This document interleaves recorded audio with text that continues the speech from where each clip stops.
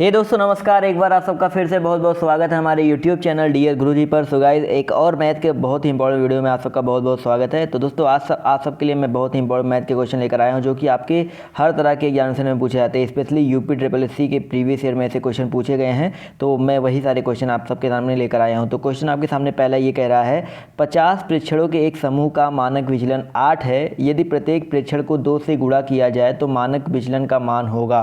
So basically अगर प्रेक्षणों में n से गुणा किया जाता है तो जो मानक विचलन होता है उसका n गुणा, यानी कि जितने से गुणा किया जाता है उतना गुना बढ़ जाता है। तो भाई मानक विचलन कितना है 8 है, अगर 2 से गुणा किया जाए तो मानक विचलन कितना हो जाएगा, तो 8 गुणे 2। बहुत ही नॉर्मल क्वेश्चन था लेकिन लोग इसको गेस नहीं कर पाते क्वेश्चन को लगाना क्या होता है, तरीका क्या होता है। तो यहाँ पर देखिए बिल्कुल नॉर्मल सा क्वेश्चन था। 8 विचलन दिया गया था, 2 से गुणा जाता है। प्रत्येक प्रेक्षण में अगर 2 से गुणा किया जाता है तो मानक विचलन का जो मान होगा 8 गुणा 2 यानी कि 16। इसका जो ऑप्शन नंबर बी है वो बिल्कुल करेक्ट हो जाएगा। यहाँ पे अगर 3 होता है तो 8 यहीं 24 हो जाता है, 4 होता है तो 8 चौका 32, यानी कि अगर n गुना बढ़ाया जाए तो n गुना आपका वही n से गुणा हो जाएगा।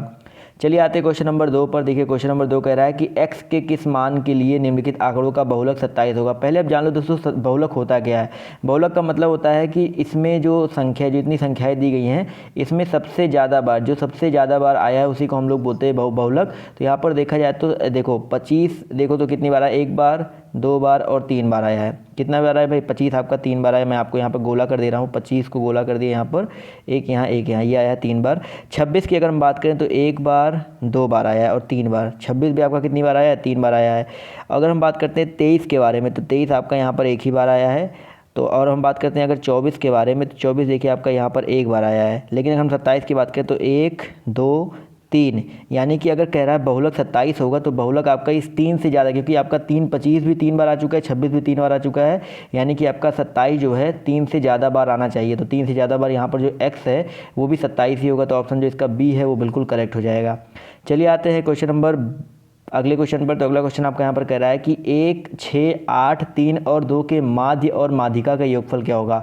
अब देखो माध्य क्या होता है, माध्य मतलब होता है जैसे आप लोग औसत निकालते हो वही होता है आपका माध्य।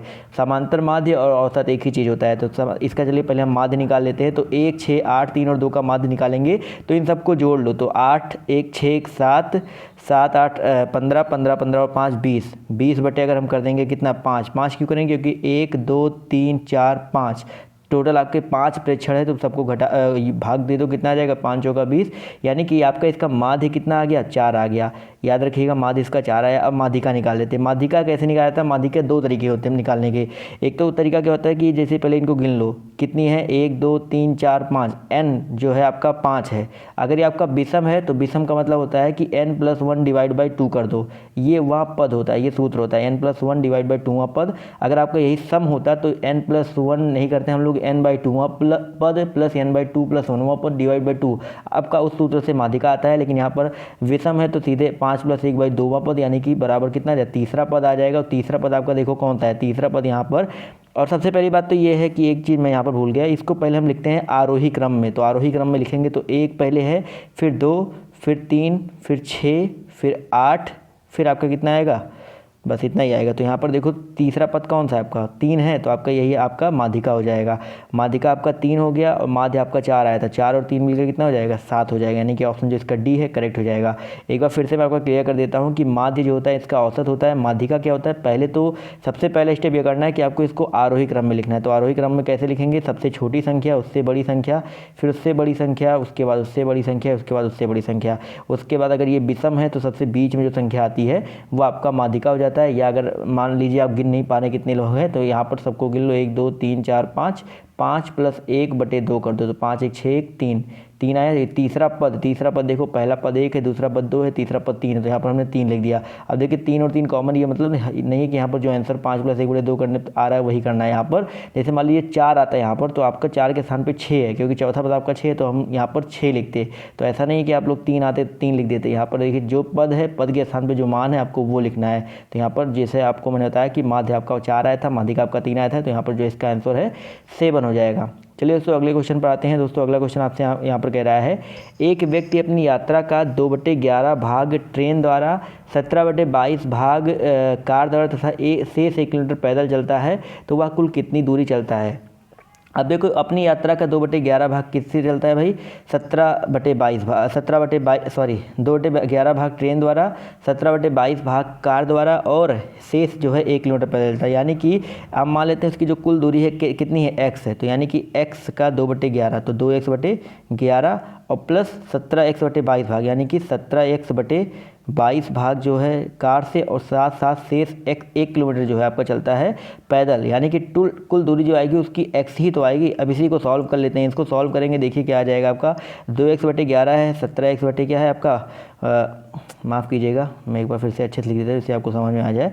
तो क्वेश्चन तो आप लोगों ने देख ही लिया होगा, तो मैं यहाँ पर आपको समझा देता हूँ। तो बेसिकली क्या है, 2x/11 है, तो 2x/11 प्लस 17x/22 और प्लस आपका 1 बराबर कितना है, x है। इन सबको अगर हम जो हल करेंगे तो 2x/11, 17x/22 और प्लस 1 है, इसमें एलसीएम आ जाएगा आपका 22, एलसीएम 22 आएगा।